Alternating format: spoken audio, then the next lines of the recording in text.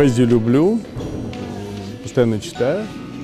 Вот. Могу подряд несколько часов читать наизусть стихи, поэтому, да, так вообще сам пишу что-то плохо. Вот. Ну, в общем, в семье как-то так поэзия всегда была в части. Сестра пишет стихи и очень много знает поэзии, она меня приобщила к этому.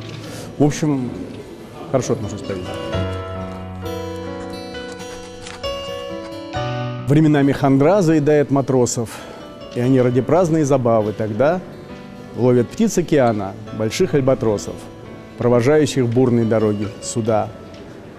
Грубо кинут на палубу жертва насилия, опозоренный царь высоты голубой, опустив исполинские белые крылья, он, как весла, их тяжко волочит за собой.